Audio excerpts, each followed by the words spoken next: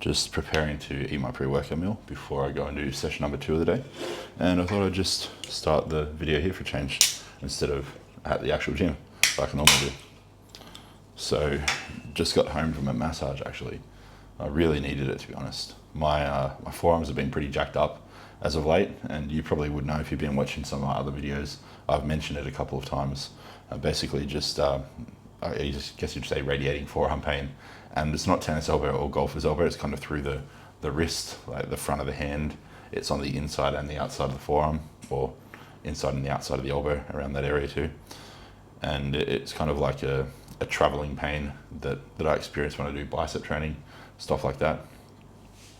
But honestly, it's due to some bad shots in my side delt and my rear delt, because it's only on this side, and I did some bad shots a while ago, and I keep using those as sites. So yeah, they don't really get a break, and there's just a few knots in that area. So I got some deep tissue work today.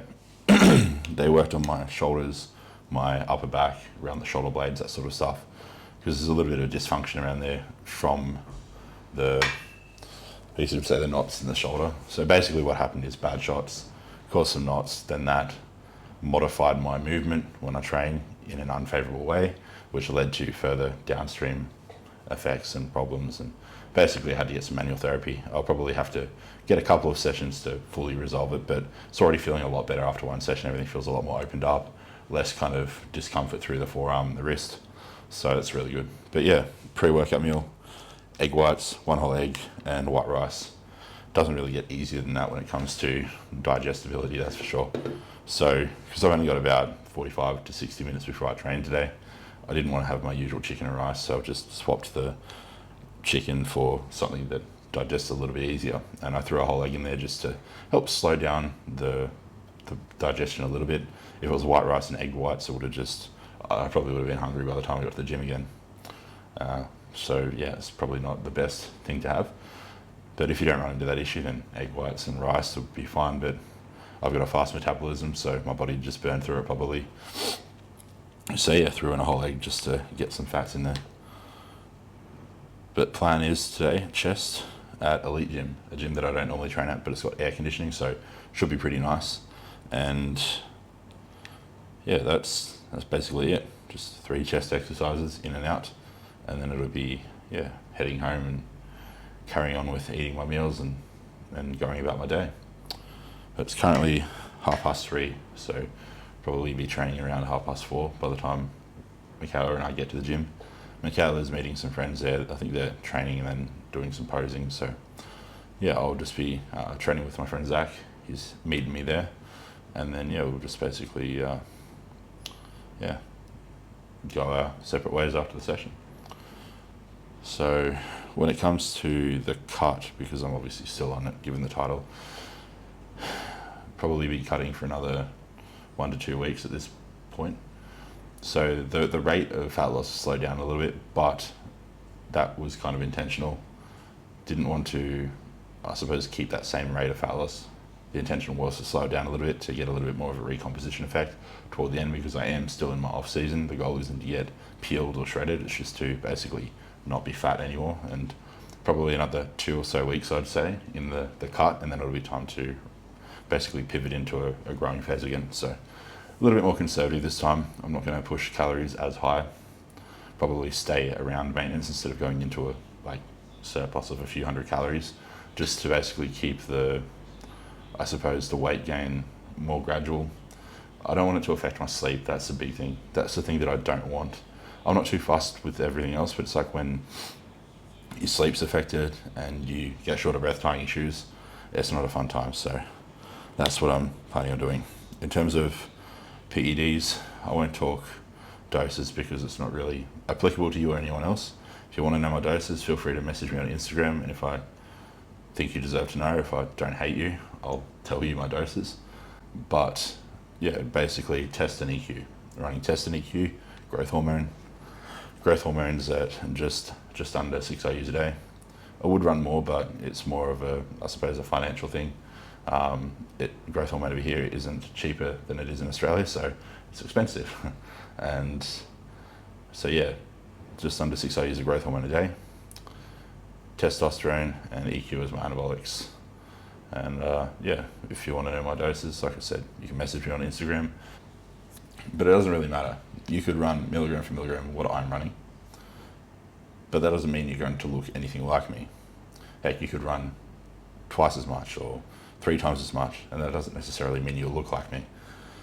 There's a lot of factors that go into why my dosages are where they're at, and they're specific to me as an individual, based on my training age, my experience, my PED exposure, my genetics, and my goals, and also other things like my tolerance to certain compounds. Like if you can't tolerate EQ, then you're not going to be able to run it at any dose. And I mean, when I say genetics, I don't just mean my genetic response to drugs and how hyper responsive I am, but also my genetic response in terms of not getting negative effects from drugs. But if you're new to the gym, like using more gear isn't necessarily better. Like sometimes less is more. And what I mean by that is if you're new to using PEDs and you use more than your body is capable of handling, then you're just going to get a overflow of side effects. Basically, if you say, for example, have just started using PEDs, then using over a gram of gear probably isn't going to really yield superior results. You don't have the androgen receptor density to utilize that total milligram amount effectively. So what's going to happen is you don't have androgen receptors just on your muscle cells. You have androgen receptors on all of your organs. So what will happen is you'll get this overspill because there isn't sufficient binding sites on your muscle tissue, your skeletal muscle, to basically fully mop up and utilize that amount of milligrams that you're taking. It will spill over, it will bind to tissues like the tissues in your heart, your liver, your kidneys, and that could cause some problems down the stream or down the road. So you need to keep that in mind, guys. It's not as simple as more is better.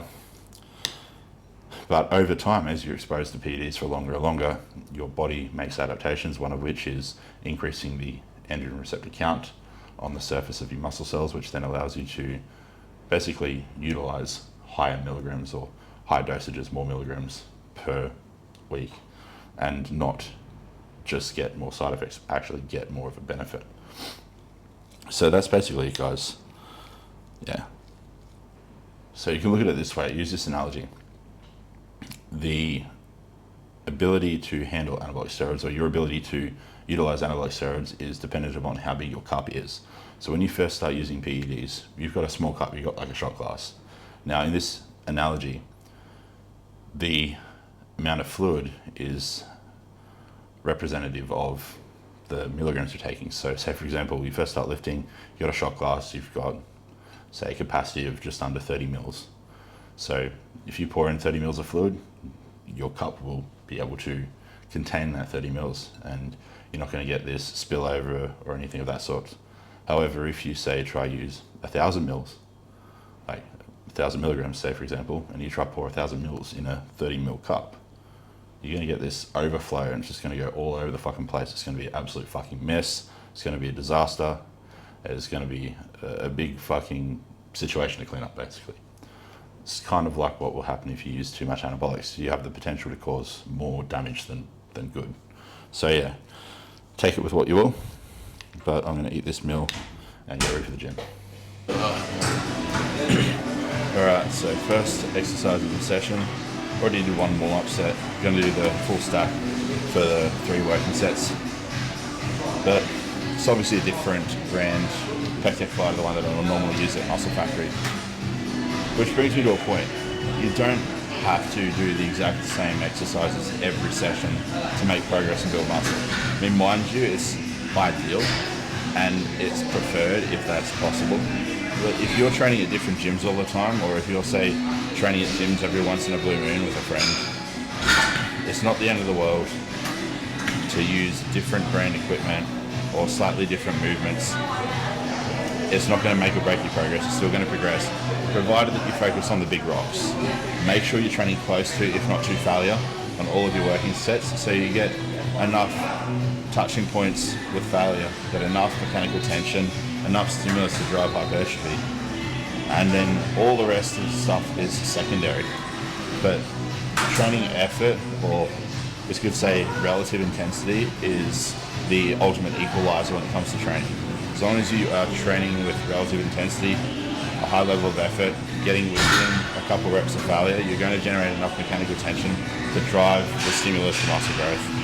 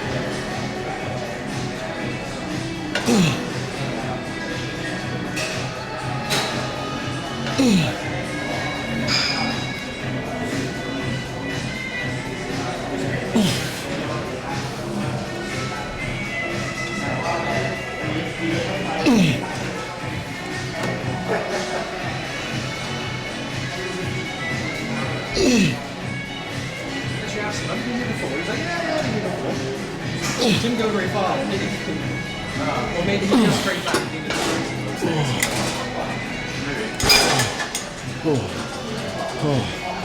Okay. On to the first press of the session. This is going to substitute the first press that I normally do at Muscle Factory. So this is a converging incline press. It actually feels really good. It converges a lot of the time. And the starting position is kind of like perfect for my shoulder width. So yeah, but just a little bit sore through the forearm still. Even though I got the massage earlier today, it's still lingering. So I just have to kind of listen to my body.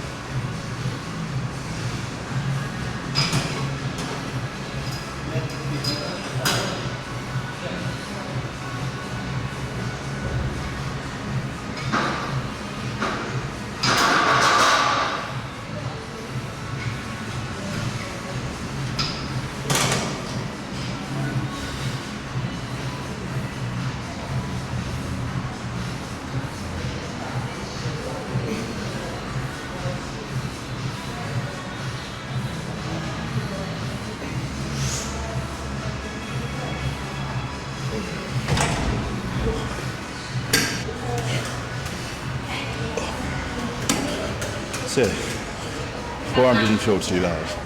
Oof, almost dropped my drink.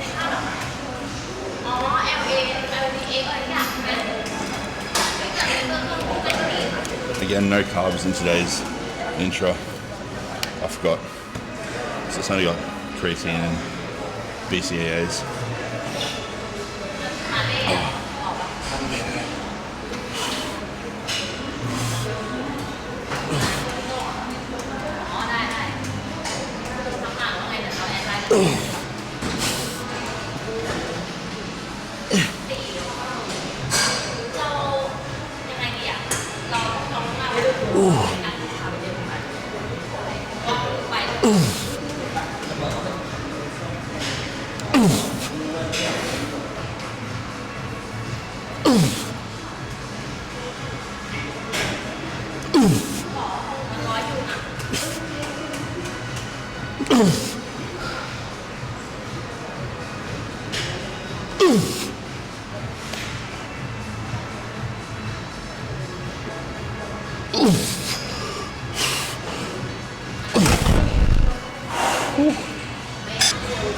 Yeah, and that stuff felt pretty good.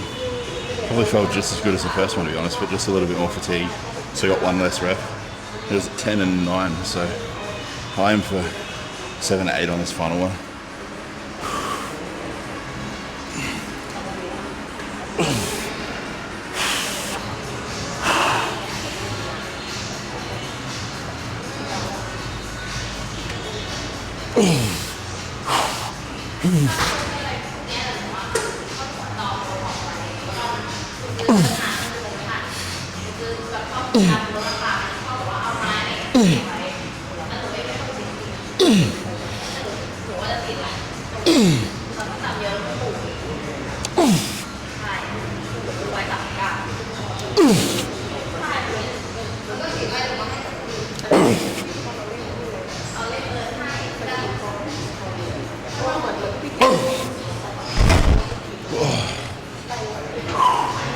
Bit of a half-assed second last rep, so was able to get 9 out again. I think if I cleaned up my technique, I probably would have only gotten 8 on that set.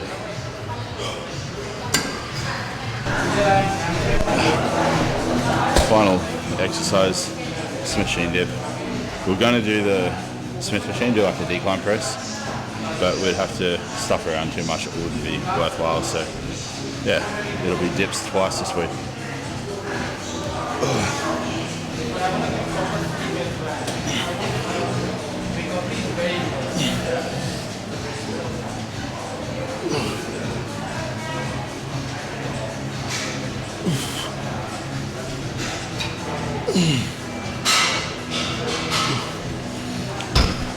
Good warm up. Yeah, just full standard.